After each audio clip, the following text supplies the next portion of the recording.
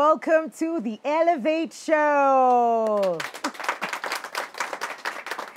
On the Elevate Show, we talk, we share, we have conversations, we laugh, cry a little, and we learn quite a bit. We're given tools, we're given ways, methods, we're educated on how to handle matters in life. The hard, the easy, the uncomfortable conversations that are not being had.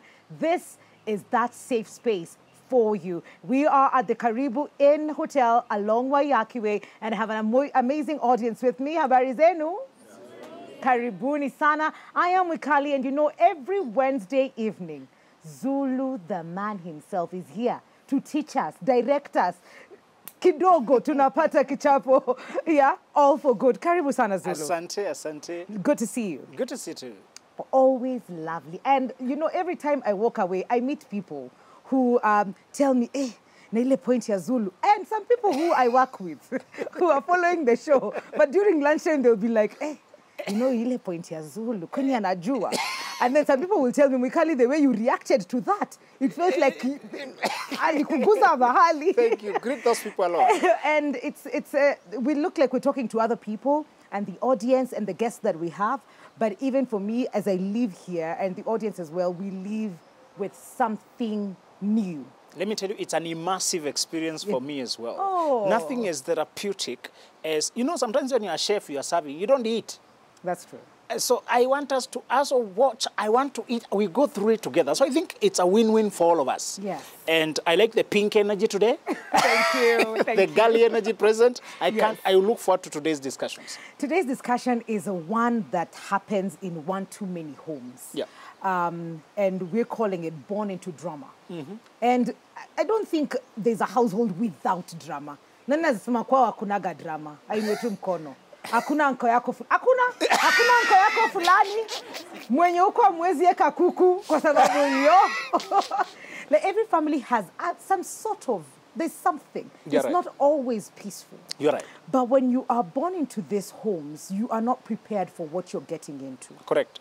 There are so many different things. And today's conversation is around alcoholism. Mm-hmm. You know, going through self-harm, feeling that you're not loved, feeling that you're not wanted, and it's easier for you to remove yourself from this equation. That's you know, having a mom that is, for lack of a better word, probably just anapiga makelele sana. And a dad who's not present because they're always probably somewhere drinking, and probably they find solace there. I don't know. Yeah. But we'll be hearing a lot of that. And I don't know what comes to mind when we talk about born into drama.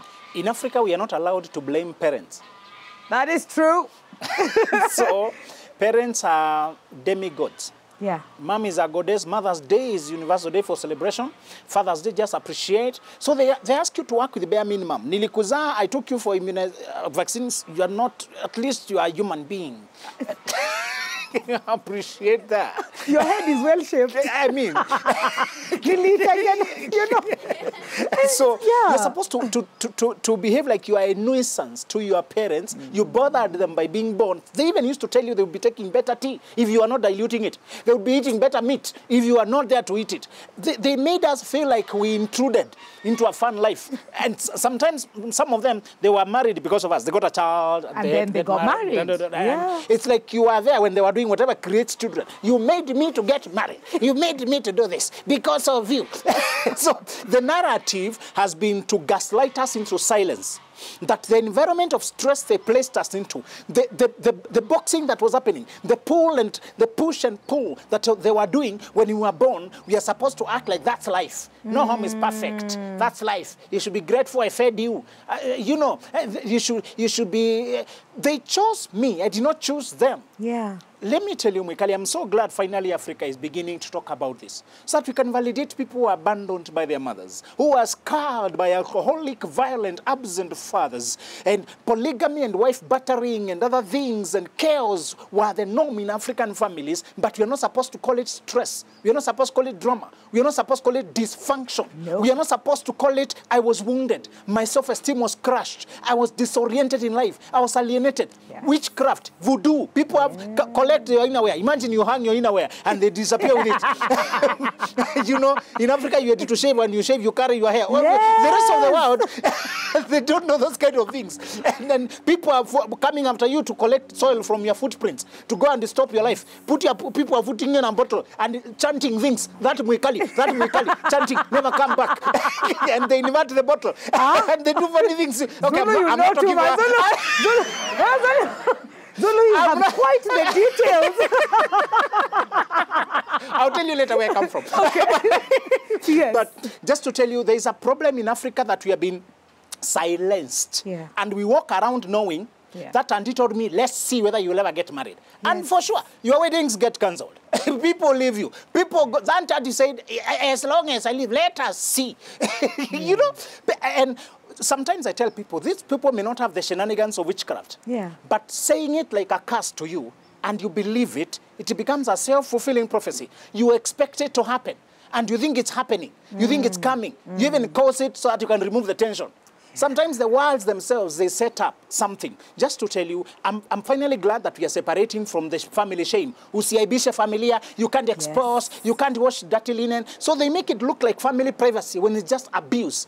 Finally, we can allow geniuses who could have been leaders in this country, who could have been influencers in society, financiers of poor people, to now become, they become real, they heal, they offload, so they become productive. They begin to work and be successful. So they have now financial success. Many people seated here are millionaires, if only you return their self-esteem. Many people are mentors, if only you restore their confidence. Yes. Many people are business, billionaires, entrepreneurs, investors, if only you restore the father wound, the rejection. The mother who told them, I could have given birth to a loaf of bread. A disappointment. You know, people have been told things. If I show you what they tell me, they're being told because the mother interrupted studies without some boyfriend somewhere. But instead of saying, I went sleeping in the month, she said, it's because I got birth. And what was the pregnancy a mosquito bite? You're walking along the road, it caught you.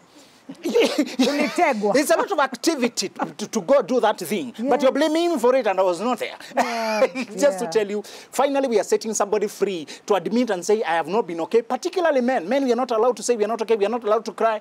Just to say, I hope this conversation finally gives somebody the freedom to admit, I am carrying loads that are not mine to carry. My parents were fighting because they were on their own issues. I've been made the mediator between them. Mom is reporting dad to me, dad is reporting mom to me. I have to process the stress, keep it a secret from the world. They offload to me, I don't know where to offload. They dump on me, I don't know where to dump. I'm crying at night because of the issues. I have to run home, pick their calls, 4 hours a day, I'm on call with them, solving issues. Finally, we can set somebody free to be themselves. Absolutely. Let's give a round of applause to Zulu. And you say something so powerful because I can see the difference. Our age, that is how we grew up. And I'd like to find out from, I'm sure the majority of us are Gen Zs here. Gen Zs? Are we Gen Zs? Let me see by show of hands. Ah, okay, well, millennials. Millennials? Ah, good. So I'll start with the millennials. If you're a millennial here and you are able to, in your whole entire life, you've been able to look at your parent and say, Dad ulinikosea, Mom ulikosea, Pap, ama dad ungefanya hivi better. If you've been able to probably call them out, let me just see by a show of hands. You've been able to do it. We will give you a microphone at some point and you'll tell us all about it. Do we have it? Just, yes. Is it working? Oh, fantastic.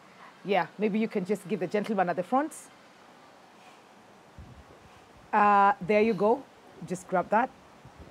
You can tell us your name and how that happened and how it went. Oh, my name is Kelly. Yes. And actually, it depends with how you've been raised. Okay. Maybe ever since I was a kid, my father used to tell me one thing. Don't fear people, only respect people. And we could sit down and discuss like he's my brother. So I remember there was a moment he was taking me to school. I had been called to a boys' school. He calls me very early in the morning and asks me, do you want to go to a boys' school or I look for a mixed school, as much as it's a boarding school? And I was like, this guy wants to know if I'm going there for ladies or I'm going to school. To study. Yes. So I tell him, I think I want to go to a boys' school. He looks at me, don't be stupid. Do you want to be waking up very early in the morning and look at a fellow man? And I told him, the school fees is yours. Whatever you choose, I take it. So he tells me, now, you're going to report after 1 week. Okay. So when we were at school, he was looking at me, and it was very early in the morning on Monday, and people were on assembly, and he's like, okay, do you see any beautiful ladies around? And I was like, these are students. I mean, no, don't be an idiot. Look, my friend, I can see. What do you mean you don't see? So your conversation yetu ikawa hivyo. So that is when I told him, sometimes you say things, I feel like you're breaking me. I feel like you're killing me too. Then he tells, tulikuwa tushaitwa sasa kuingia ndani, akaambia mwalimu ngoja. So tukazunguka nyuma ya ofisi, akaniuliza, now, I want to talk to you like my brother. Yes. Not like your father, but as a brother. So akaanza kuniuliza, vitu gani hivyo unahisi kwamba nikisema vinakuvunja? Yeah, nikamwambia, sometimes you look at me and you see a failure. Yeah, you don't see a man who is ready to do anything, who can become anything. So akanambia, how do you want me to be addressing you now from today onwards? So kwanza hiyo siku tukawa na conversation yetu. So ikawa in that mpaka hata ukinifukuza skuli, yeye akija shule mwalimu akimuuliza umefukuza kijana, yeye haambii mwalimu kijana ashaniambia makosa, atamwambia wewe ndo umemfukuza. Kwa hiyo wewe ndo unajua makosa, amekosa nini huyu? Okay. Na ukiisha sema lazima confirm, mwalimu anaongea ukweli. So if I confirm now, ndo anaambia sasa wewe si unaona una makosa, sasa tukikupanisha hatuna makosa. Okay. So I like that. That conversation happened, but it's one in a million. Oh, that man is he has controlled his ego. Yes. Because many men cannot be questioned. Yeah. Cannot be corrected. No. And if this man did not, young as he was, push back, maybe he would have been inducted into just seeing women like sexual objects. Yes. He would have been inducted to thinking like being a male is to always be sexually inflamed. Lust is part of your identity. Because it's like the language was like, don't be stupid. Can you see beautiful guy? Don't be stupid. Why don't you be stupid? It's like not being lustful is stupid. Yeah. And when he pushed back, now the father has to think twice. This he is thinking. Yes. So I like that. I like it a lot. And for the Gen Zs, let me see. Do we question? Do we ask questions? Call them out?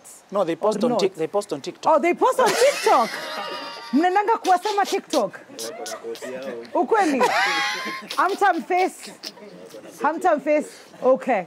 I think it cuts across. Mzae ukisoma hii ujue siko happy. And then the next post you call relatives mlitumia wazazi wangu hii.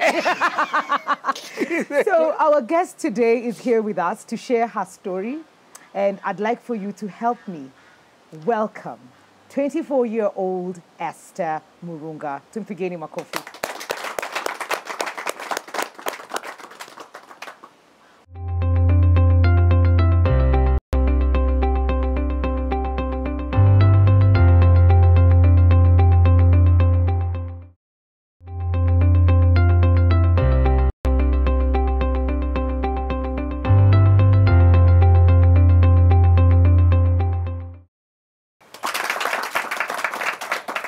Welcome back to the Elevate Show. We are at Karibu Inn. I am Wikali, and of course, Benjamin Zulu is with us today. And joining us here is Esther Murunga, 24 years old, a hub coordinator at a mental health NGO.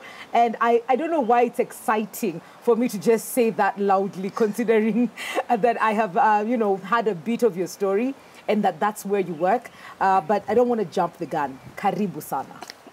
It's really, really nice to have you on the show and encourage you and pat you on the back for being brave. Thank you. It's not like, I think you were hearing us talk about it, and we were talking about, drama and how navigating that space can be a bit difficult, especially if you've grown up knowing that wazazi ni wakuu, wonekaniwa pale. They were always number one. They never did anything wrong, but to be able to see wrong and want to do something about it goes a long, long way. And for you being here today, tunashukuru. Santi sana. Maybe Esther, you can take us back to your childhood. How was it, and when did you start noticing that things are not the way they should be? Okay, I was born in Nairobi, born in Kenyatta Hospital. I lived in Huruma for a bit and then we moved to Eastlands, a nice school. I don't know if I'm allowed to say the name, but my father is a high school teacher or was a high school teacher at a school somewhere in Eastlands. And around 5 years, that's when I started noticing that there was an issue. I was in class one, I found there, and it was just this Saturday morning, and we're hearing things being thrown around, like me and my sister. We're hearing things being thrown around in the sitting room, and there was just noise, and I was wondering what's happening because I've never had this before. Sorry, but just along that time, class one, class two, I used to just see my father coming to the house, staggering, um, smelling funny. So I was just sensing that something is not okay because other people's parents don't do this, and now the fighting began, At and home. and the chaos. Or Yeah. maybe that's when I began registering that this is what happens. Yeah. Like people are being chaotic. Yeah. Yeah. So this would happen probably in the morning, or would it be at night? Usually it was at night, Okay. but then now it became all the time. Like whenever, wherever, they'll just pick fights over everything essentially. Dishes, school Dishes that were not fees, washed. yeah, Okay. everything, homework. Mm-hmm. It will always just be a fight. Like there was never a sane conversation when both of them are together. Maybe when they're apart, you can have at least a sane conversation, maybe with my mom or with my dad. But if they're together, it's just not normal. Okay. And would mom drink? It was just dad who No, was drinking. no, my mom is very much a church goer, Okay. so Okay. it was only my father. Yeah. Okay.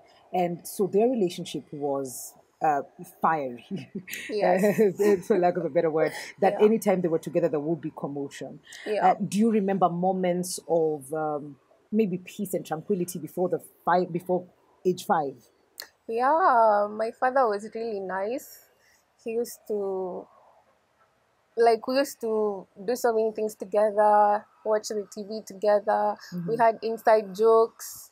I can remember I have a passion for reading and writing, and it was him who put that in me. He used to buy me lots of books. So yeah, before I think that sort of died down when I was in class three, four. Okay. So, Yeah. what would this commotion and seeing dad in this state, what would it do to you? How would you receive this? Was it loud enough to be heard by other people? The environment that you are in. How was that state of things? When I was younger, like the 5 years old, six, I just used to have this sense of fear now because I don't know if it's gonna turn physical. It wasn't that much physical then, but as I got older, now we were involved in the fights. There was a lot of punishment over small things. My dad was the one who used to furiously beat you, but my mom was more on the yelling side, and she would make so much noise. We used to live in an estate, like the teachers' quarters. It's an estate, and everybody could hear what she says, and she wasn't saying the nicest things. Would she be abusive Very much. to you, to Yeah. dad? Okay. Yeah, I think she just, I don't know, maybe that's her way of letting things out. I Okay. like to think she was also frustrated, but yeah, she was pretty much abusive. Yeah. Yeah. How would you handle it?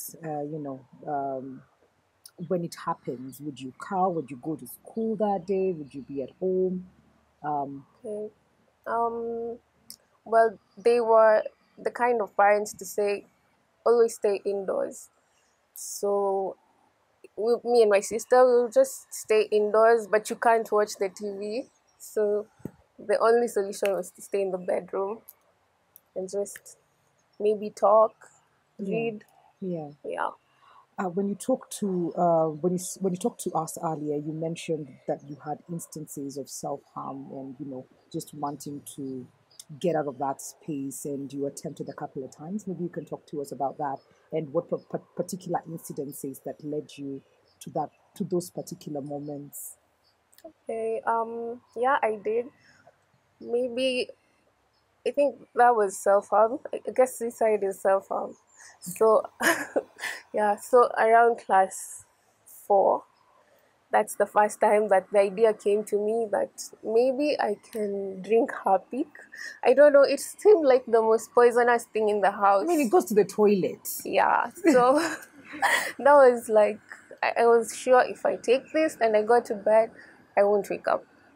But I woke up just fine, and I didn't have the thought again until like around class 7, where I was now like stealing the kitchen knife and thinking maybe if I stab myself, like I see in the TV, I would just die. But I was too scared. So I was like, okay, my dad, he sort of goes to some dingy places. So if I guess I was just crazy at the time. I thought I could scrub his shoes and get the water and drink it, and then I'd fall sick. After washing his And then, shoes. yeah. So time Gioni. Yeah. In the Okay. bathroom, Yes. I lock the door and I scrub his shoes and I get the dirt and I put it in a cup and I drink it. But nothing happened. Yeah. So I didn't have those thoughts again until Form 1. I went to a national school in Makueni. It was okay, but around term 3, that's when I started getting into a lot of trouble. I can't really tell why, because I was always a top performer. So I was now being punished all the time, like wash the dining hall, wash the labs, I don't know, I was getting into a lot of trouble. And by the time I went back in Form 2, I think it was around just the beginning of the term.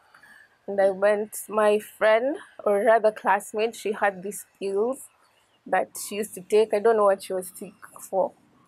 But I just took like around 13 tablets. But again, nothing happened. So I just resorted to cutting now. So I also don't know where the idea came. I just took a sharpener and unscrewed the razor. Yeah. Yeah. And that's what I used for like maybe 2 months, because I was just doing it in bed at night, because then nobody can see. But then my friends were noticing. But I don't think they told anyone, because no one ever questioned me until when I cut myself like really bad one day in class, and somebody came in and found the blood on the floor, and it was a whole chaotic thing. And essentially the principal said I had to leave the school. So yeah, she said I had to get clearance from a professional psychologist for me to come back. Yeah. But the assessment was like, okay, Is this sorry to cut you short, but is this the first time that your parents will be aware yeah, of whatever it is that you've been thinking and doing? Yeah. Probably they're not aware of the past, but this particular one is the one that's yeah, because now they will have to be called to school. Yeah, the school Yeah. called them in. It was only my mom who came actually. Yeah. And she was like, okay, maybe we can treat her at the local hospital and she can come back. And the principal is the one who said, no, we have to get clearance from a professional psychologist. Yeah. And we went. It was at Kenyatta Hospital. They have a youth center.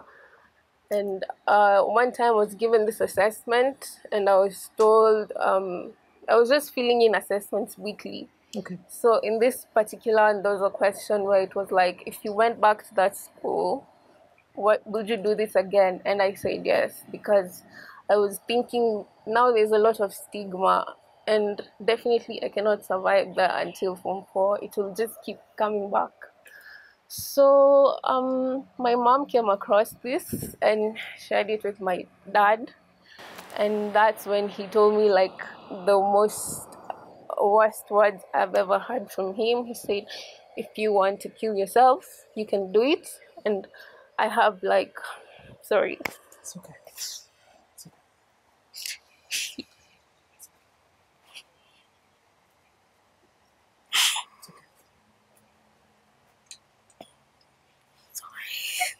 Yeah. I don't know if Zulu can rope you in on this. Yeah, because Yeah. Mwikali, where do we get to until the children we create, we tell them that whether they live or die, they don't matter to us. And mothers say, I'm staying for the children. Yes. We often say, I'm enduring this so that children have a complete family. Yeah. Should a complete family be one with peace or without peace? With peace. Is it better to have one parent and peace or two parents and chaos? One parent and peace. Can we just move past this? Because children are so young, they are recipients of the chaos. Yeah. Others say, the modern Mwikali type and me, say children, we don't quarrel in front of the children. Yeah. They don't see it. We quarrel in the bedroom. Can we hide energy? No. Can you hide resentment? No. Can you hide lack of peace? No. Can you hide lack of love?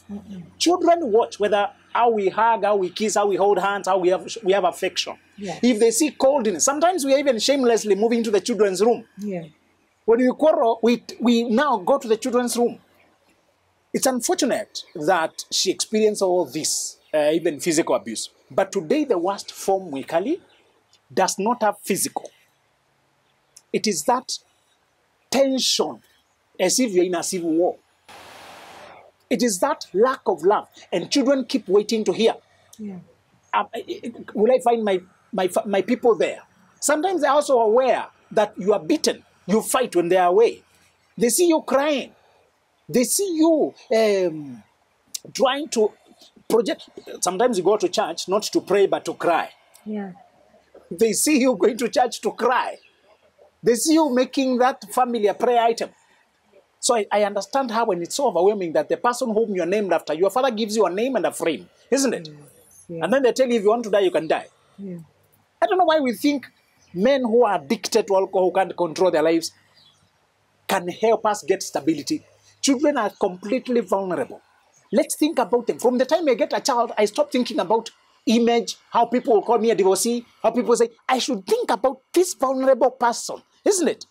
And I hope we know, many of them begin to think being a woman is too weak, being a man is too... Sometimes men are the ones who are abused. Being a man is too vulnerable. They try to change to the other gender for seeing the gender they belong to being victimized. It's not always Hollywood telling our children gender dysmorphia. Yeah. It's the pain they watch for being that gender. And I hope now we liberate ourselves to say, when it's not safe for my child, it's not safe for me either. Yes. Have you ever shared this story anywhere? Not really. Yeah. So the 'Cause, emotions are quite, yeah. and I totally understand. And it's okay. This is a safe space. It's okay. If you'd like to continue, we can continue.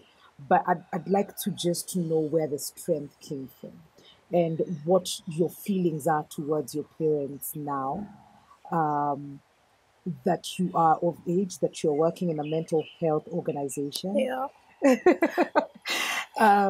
Where's your heart at with them? And did you ever have a conversation ever in life about what you had to go through?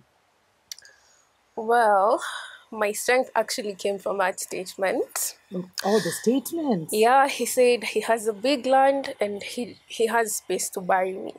So when he said so, it just made me think, he doesn't care about me. And it's time I either choose to kill myself or live for myself. So, sorry. It's okay. It's okay. So that's when I decided to live for myself Yeah. and not care about what they say. Yes. Yeah. So, Did you go back to the school or you no, had to go to... Okay, I said good. if that's the only high school that I have to go back to, I'm done with school. Okay. So I was now maybe it was a bit irrational because I was now living for myself. Like, since you don't care about me, I will choose me. yeah. and I'll just live for myself. Okay. So that's what I was doing. So I moved to a different school, and yeah, life kept going. That's where my strength came from. Okay. I never actually got to address it with them because they're the type of people who don't care, Okay. like at all. Especially my father, he cares. He does not care at all. But I don't know if you've dealt with somebody who's an alcoholic. They just have a way of manipulating you. Okay. So essentially, they'll just, whenever they're not drinking, they're okay. But whenever they're drunk, one time they're a good person. The next time they say the most vile things.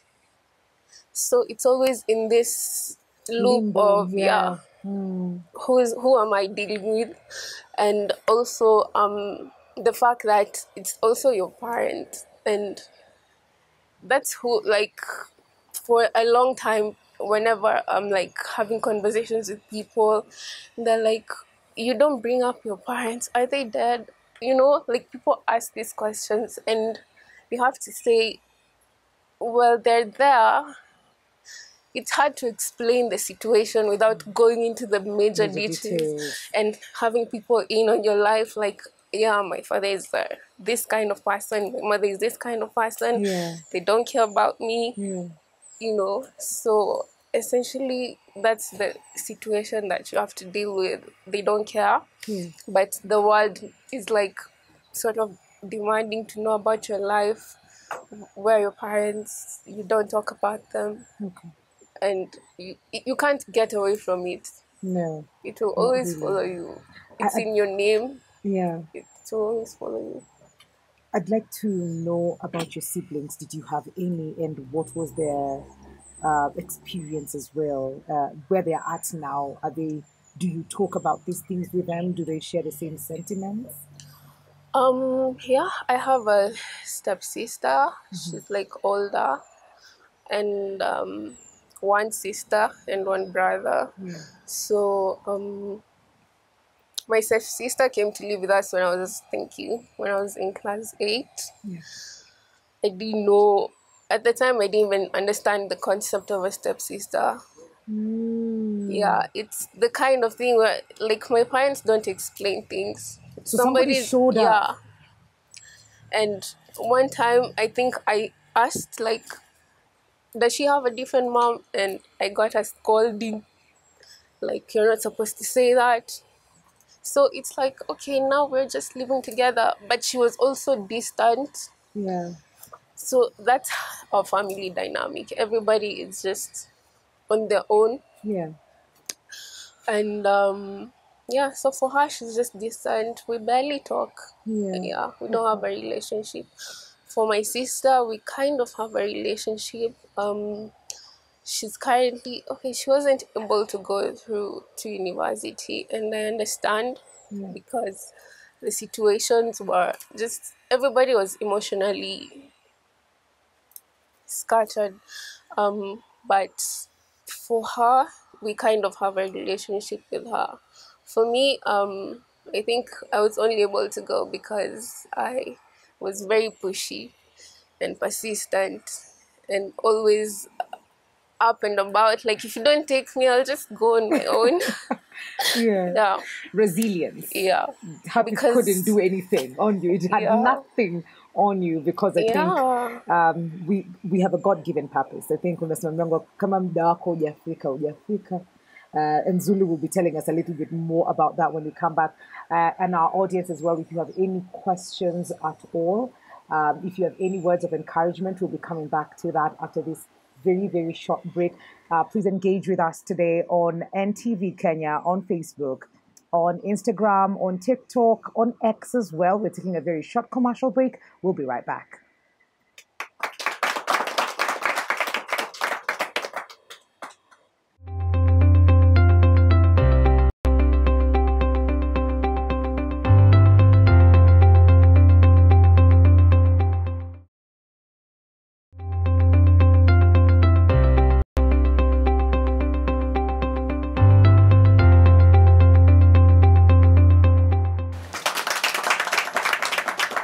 Welcome back. Welcome back to the Elevate Show. We are at Karibwe on Wayakiwe, and my audience is here ready with your questions. Esther has shared her story, but we're here to hear from Zulu. And just before I hand over to Zulu, the question of the day today is, at what point do you call out your abusive parents or guardians? Give us your reply. I'm going to pull and come back again. At what point do you call out your abusive parents or guardians? It's NTV Kenya on Facebook, NTV Kenya on X, on IG, on X as well. Let us know on TikTok as well. Let us know what your comments are on the question of the day. Right now, though, Zulu. So let me just ask our guest a question. Yes. Whether do you now have your own relationship or love life or child or family? Dating someone. I don't have a child. Okay. Yeah. Do you think you've done enough healing from what happened? I'm still in the process, maybe like 80%. Okay. Yeah. That's a good thing. I'm linking the two because when you go through family drama and you don't consciously heal before you date or engage the opposite sex, you will repeat what you went through to your children. You will copy paste. We date from our mind. We don't date from gender, from beauty, from how handsome, how much money I have. I have a job now. I can take care of family. You will transfer the emotional patterns you saw to the family you take until you rewrite through healing. Let us say this. Give yourself permission and a period to heal. Lucky enough, this girl has healed so much she can talk when she's 24.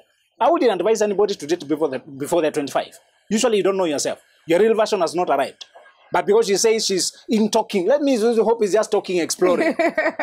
Because the worst thing, Mikali, would be after they wounded you, you proceed to wound your children unconsciously. Yeah. And as much as our parents did many of those things, let me also play the devil's advocate. Sometimes they are giving you what they were given.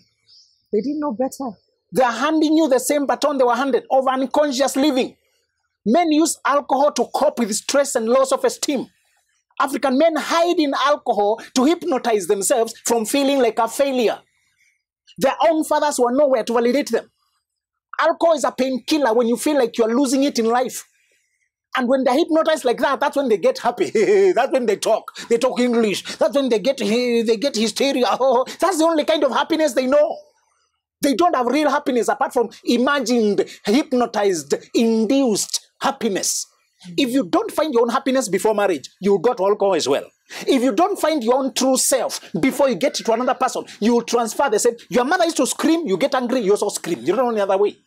Your father used to get challenged, he runs away, he insults the children, curses them. You'll be challenged to do the same. You don't have any other resource.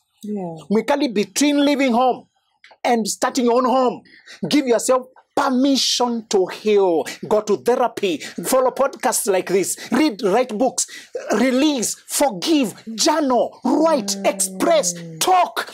Pour it out until you are over it. You know you are over it when you don't project it. When it does not control you. You don't compulsively fear. You don't break down. You can have tears and feelings because of what went on, but it does not consume you, control you. Africa, we can heal. You don't have to continue. The best response to those who abused you is not to become like them, not to continue their legacy, not to stay where they kept you, not to continue being who they made you. Your scars should be history of healing, not present bondage. I'm so scarred, I'm so wooden, don't talk to me like that. You know, you remind me of my mom, you remind me of my dad. When you say that, I remember, no, my mother rejected me, my father used the same words. That's why I'm so triggered. Somebody blocks you for 2 weeks because you said something their father whom you don't know said. Somebody disappears on you because their mother, whom you have no clue about, said what the words you used. Let us heal so that we don't transfer this to the next family. Love is not about romance. Yeah. It's not about romance. How can a child ask about this sister? How do I relate to this sister? Then you are scolded and punished because the person has not dealt with the fact that this is a child of another woman. Let us heal. Yes. Jamini. Yeah. Cheers to healing. I think that's the message today. And before I open up to the audience, how is the relationship now? 24 years later, you're working, you're independent. What's the relationship like with your folks? Okay. I have asked my father if he should go to rehab severally it's not only me, several people just keep saying no. Okay. Yeah, so I'm at a point where I don't know what to do. Okay. We've been thinking that maybe the alcohol will kill him someday. Yeah. Sad to say, because that's what he wants. So, Has he verbally said that? severally. Okay. Ever since I was a child. So everyone is like, has been waiting. Because he says it, he Yeah. proclaims it. I will drink Yeah. to death. He says things like, where I am right now, I'm just passing time. Okay. Yeah. But I feel like he's been around all this time. Yeah. So, There's still hope. yeah. There's still hope. And how's mom? She's okay. She's less yelly, for lack of a better word. She doesn't yell a lot. Yeah. I think it's because she's older now. Okay. You know, when parents And you're not there. get older. Yeah. Yes. Also, I'm not there. Yeah. Yeah. Yeah, but she's less chaotic. We just talk on phone once in a while. Okay. Yeah. Zulu, is there anything ama nivuke kwa audience? Just to warn brothers. Yes, please. Unapatana na mrembo kama huyu. Nimependa umbo yako manze, when you look at me I feel chills. Oh my, you are the best, you are the angel. You meet a brother, let's say there's a man in the same situation, who has had such a severe father wounds. Yeah. Oh, handsome, tall, dark, handsome, my prince, my king, the pillar of my life. Charming prince. Do you see how detached from reality romance can be? Yes. We become delusional when we fall in love. We idealize how we look. We write poems. We post photos on Instagram. We touch up them to make sure they are the right filter. We hype ourselves to hypnosis. Yeah. And we marry not knowing the background the person is dealing with. You shall not judge somebody like Esther for the family she's coming from. Yeah. You shall judge how far she has healed from it.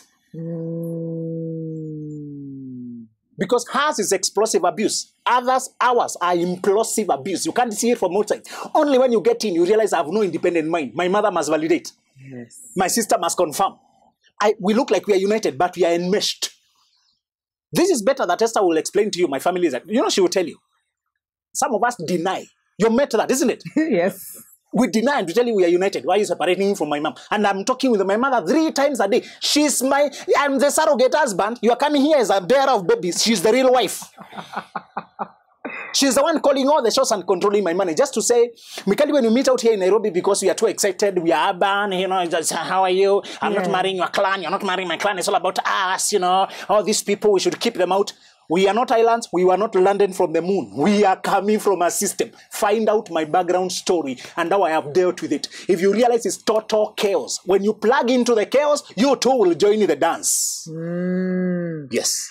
And the floor is open. Questions, words of encouragement, anything to Esther and Zulu as well.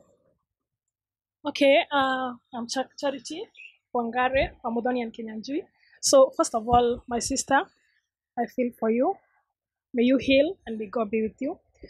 Also, on that note, on Zulu's point when he said about the LGBTQI community, you said that mostly it occurs because of the toxicity they took from their parents. Yes. Maybe you can answer on that. Thank you. Yes, I think a Charity, my conviction with everybody I meet who is trying to change gender, I was particularly towards those who don't like the gender they are in. One boy told me the father would beat him like an animal.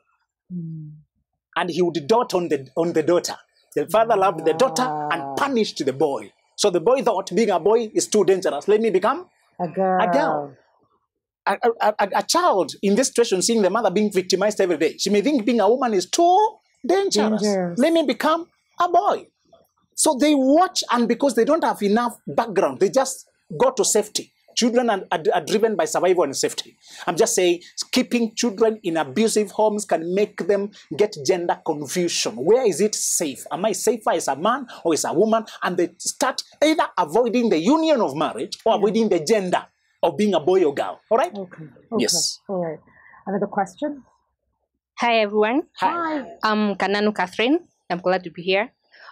Esther, your story has really touched me, but continue being strong because you've made it already. Continue being strong. So my question to you is, have you thought of maybe after completely healing, have you thought of maybe starting something that you will be encouraging some people or others, maybe who have been through the same or even worse than yours? Have you thought of starting something like that? And today, what message do you have to such? There's somebody out there going through the same. What message do you have for them? Thank you. Yeah, I have thought of like having maybe a community of people dealing with addicts, because I didn't have that, and maybe it will help people feel less alone. And my message to anyone who's going through the same, you can just keep going on because it gets better. Yeah, like you can tell because I've been crying right now, but my life is okay. Yeah, it gets better. Okay. Have another question, comments? Oh yeah, there you go. I'm Washira. Yeah. I have no words to you. Your story, I don't think I'm qualified to comment, but I have a question. From the outside, Africans looks like a community, but on across a Zoom, you realize that from the stories we get, the family setting is not as a community as such.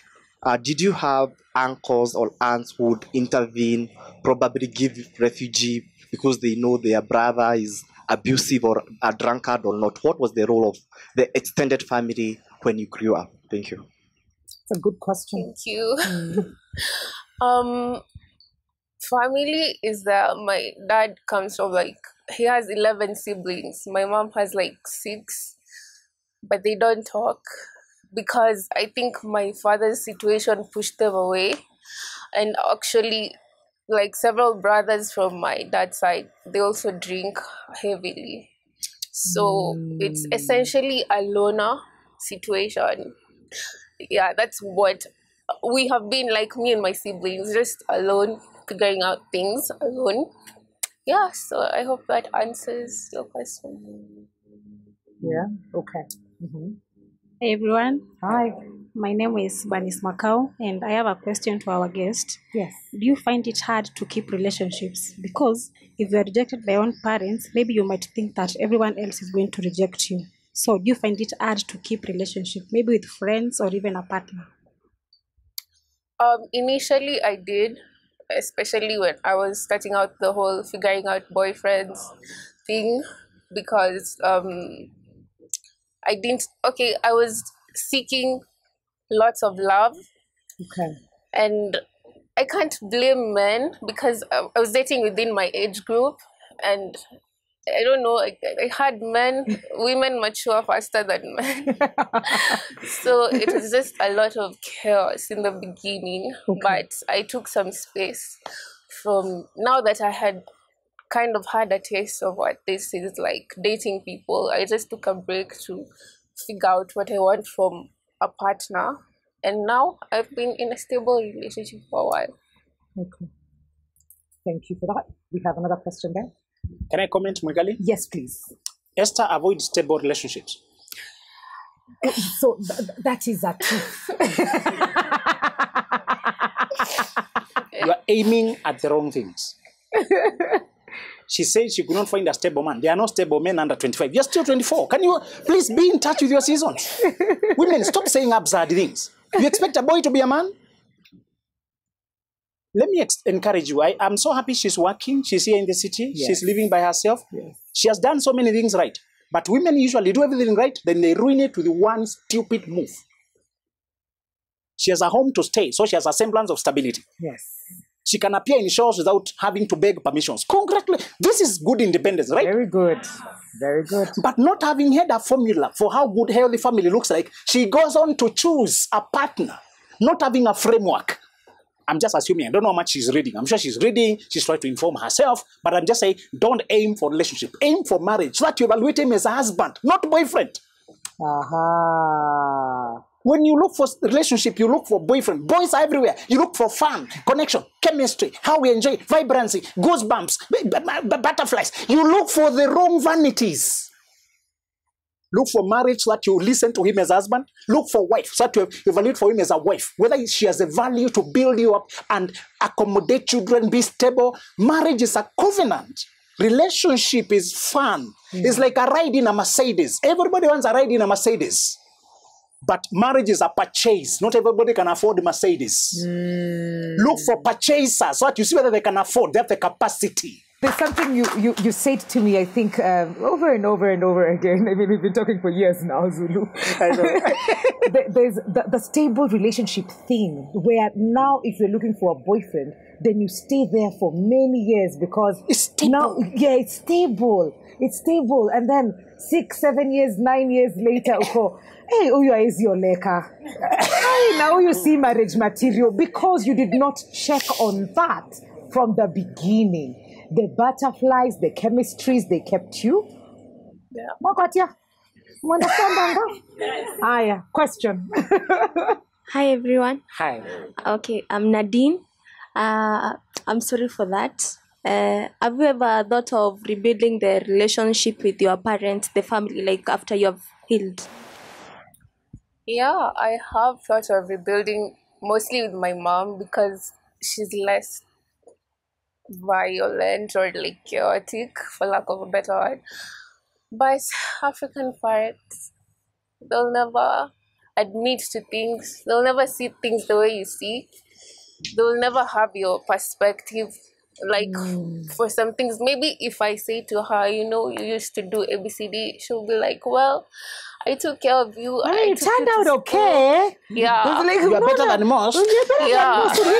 Ulienda national. Yeah, she'll Unafanya say those things. kazi. Exactly. She'll say all those things and you can't refute that. So it's hard for my dad. Let me help you, Esther. Have you finished for your dad? Okay, for my dad, I have tried in the sense that let me take you to rehab because that's the starting ground. I can't deal with you if you keep In that state of, using. yeah. So yeah, but he doesn't want to go to rehab, so it's And I think futile. what she's trying to say is you cannot force. She has healed, but they have not. Yeah.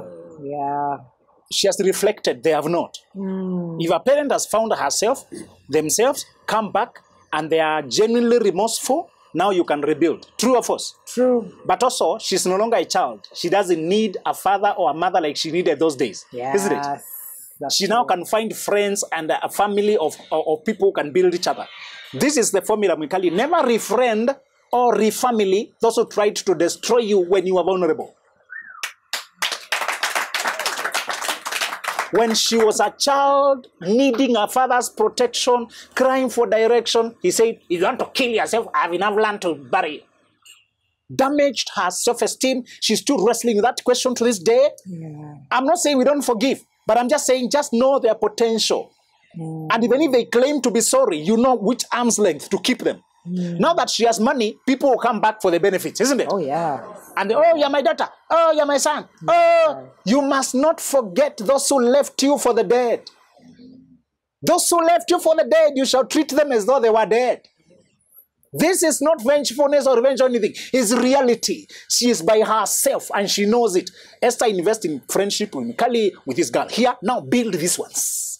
These ones will come for you when you are in situations. Now build a mutual relationship based on mutual support. Don't force your way back to those people when you no longer need them. You remember, Lucky Dube said, you know where to find me. When he was young, he sang a song saying, Daddy, wherever you are, remember me. You left me, I'm looking. He cried when he was a boy. When he grew old, what did he do? The father started looking for him. Yeah. And he said, I tried looking for you, and you are nowhere to be found. You know where to find me if you want to talk to me. Yeah. So the two most popular, I think they're the only songs I know from Lucky Dube, because I could relate. When you are young as a boy, you are looking for dad. When you are old and now he needs money, he's still looking for you.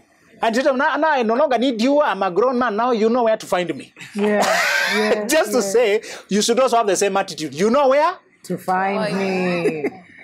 So your question has been answered.